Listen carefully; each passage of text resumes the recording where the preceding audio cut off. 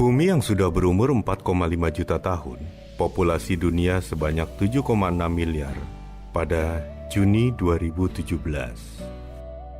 Jumlah penduduk akan meningkat terus menjadi 8,6 miliar pada tahun 2030, 9,8 miliar pada tahun 2050, dan 11,2 miliar pada tahun 2100.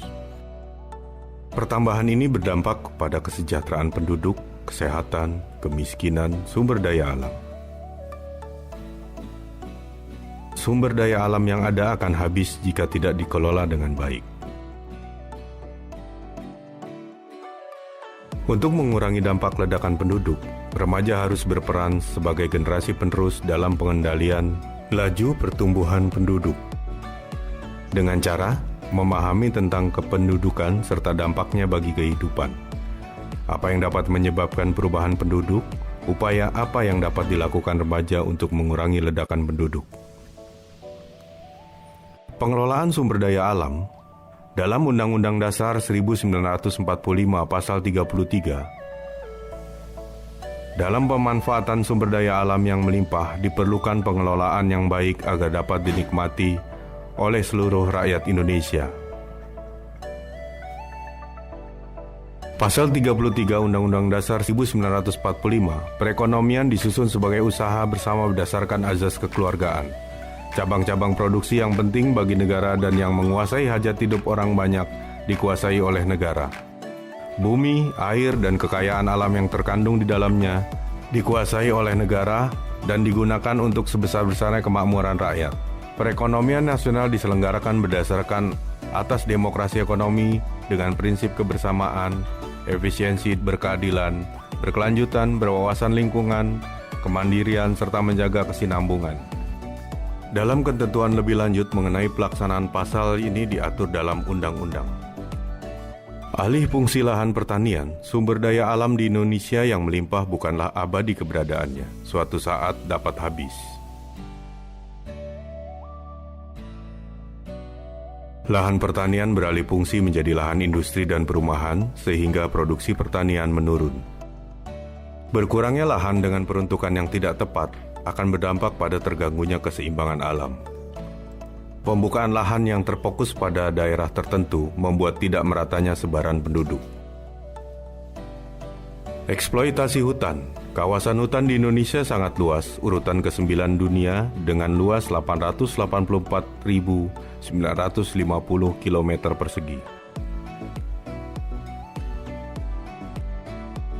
Keberadaan hutan terkikis dengan terjadinya kebakaran hutan karena perilaku illegal logging. Upaya yang harus dilakukan untuk menjaga kelestarian hutan adalah reboisasi atau penanaman kembali hutan gundul, melarang pembabatan hutan, menerapkan sistem tebang pilih, menerapkan sistem tebang tanam dalam kegiatan penebangan hutan, menerapkan sanksi berat bagi mereka yang melanggar pengelolaan hutan. Pengelolaan laut dan pantai. Kekayaan laut Indonesia adalah perairan 2/3 luas Indonesia. Pengelolaan laut dan pantai. Kerusakan ekosistem laut dan ekosistem pantai berupa pengerukan pasir pantai, perusakan ekosistem hutan mangrove, perusakan terumbu karang dan harus dilarang karena mengancam kelestarian ekosistem laut dan pantai. Semua ini akan berdampak terhadap kehidupan manusia, seperti peristiwa Minamata di Jepang, di mana ikan tercemar, limbah merkuri, sehingga banyak bayi yang dilahirkan cacat.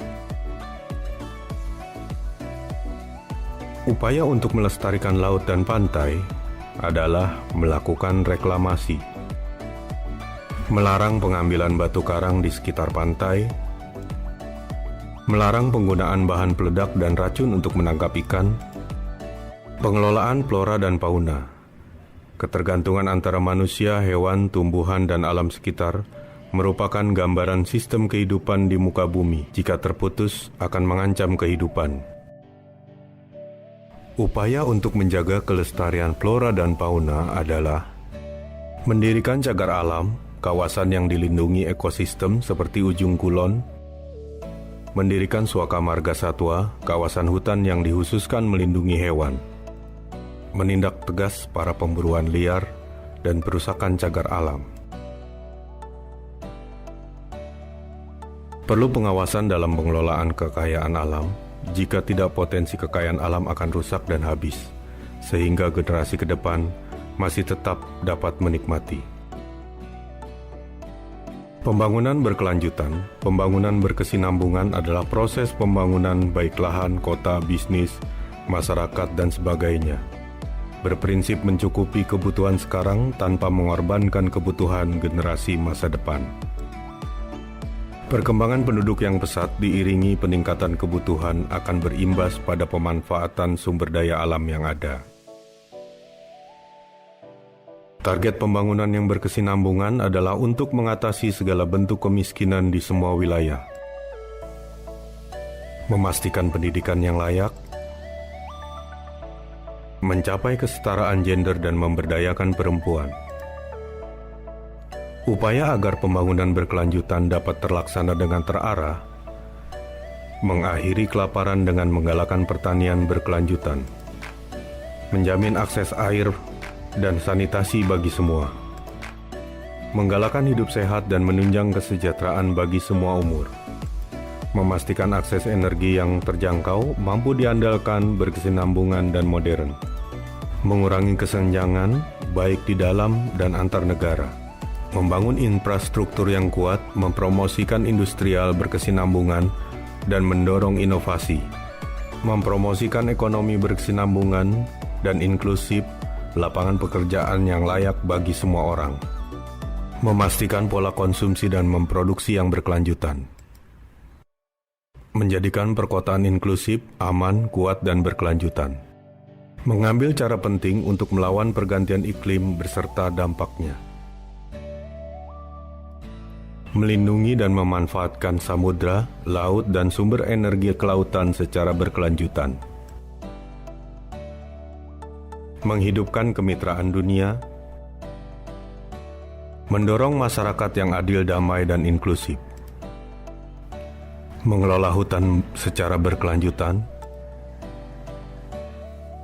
dinamika kependudukan untuk perencanaan pembangunan.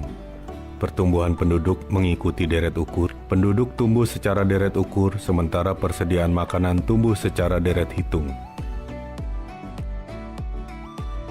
Faktor-faktor yang mempengaruhi perubahan komposisi penduduk adalah angka kelahiran, angka kematian, perpindahan penduduk.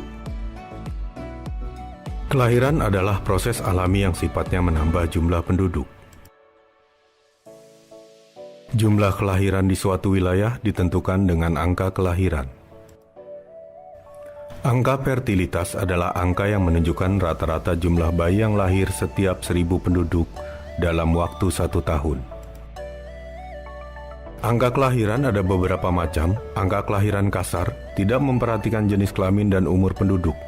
Angka kelahiran menurut kelompok umur, banyaknya kelahiran per 1.000 wanita pada kelompok usia 15 sampai dengan 49 tahun.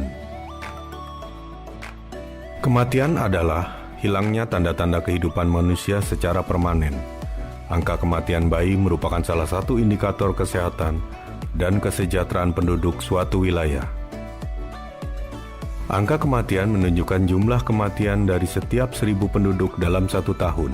Angka kematian dikatakan tinggi bila lebih besar 19, dikatakan sedang 14 sampai dengan 18, dikatakan rendah kurang dari 13. Angka kematian dipengaruhi faktor pendukung kematian seperti sarana kesehatan yang kurang memadai, rendahnya kesadaran masyarakat, faktor penghambat kematian seperti sarana kesehatan yang baik, tingginya kesadaran masyarakat akan kesehatan.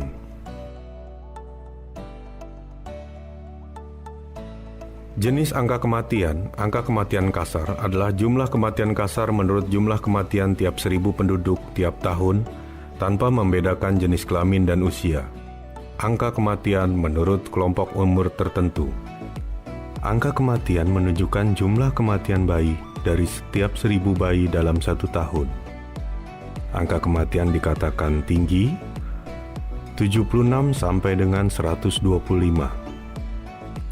Sedang 36 sampai dengan 75, dikatakan rendah 15 sampai dengan 35. Migrasi adalah perpindahan penduduk dari suatu tempat ke tempat lain. Migrasi bisa terjadi di suatu negara, bisa juga antar negara, atau migrasi internasional.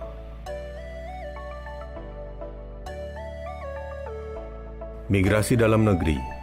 Migrasi antar negara terbagi atas 3 kategori: imigrasi, masuknya penduduk dari suatu negara ke negara lain; emigrasi, keluarnya penduduk suatu negara ke negara lain; remigrasi, kembalinya penduduk dari negara lain ke negaranya sendiri.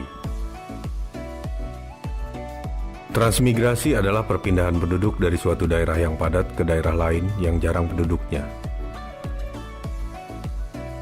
Urbanisasi, perpindahan penduduk dari desa ke kota. Orang yang bermigrasi dengan kemampuan keterampilan yang rendah akan dapat menurunkan kesejahteraan. Sebaliknya, jika orang yang memiliki keterampilan bermigrasi, maka kesejahteraan akan meningkat. Pengendalian pertambahan penduduk. Menurut Undang-Undang Perkawinan Nomor 1 Tahun 1974, perkawinan adalah ikatan lahir batin antara seorang pria dan seorang wanita sebagai suami istri dengan tujuan membentuk keluarga, bahagia, kekal berdasarkan ketuhanan yang Maha Esa. Tujuan perkawinan salah satunya untuk memperoleh keturunan. Jumlah anak atau keturunan merupakan hak masing-masing pasangan. Namun anak yang dilahirkan oleh setiap pasangan akan sangat berpengaruh terhadap lonjakan jumlah penduduk di muka bumi. Indonesia merupakan negara yang mempunyai kekayaan alam, keragaman budaya dengan jumlah penduduk lebih dari 250 juta.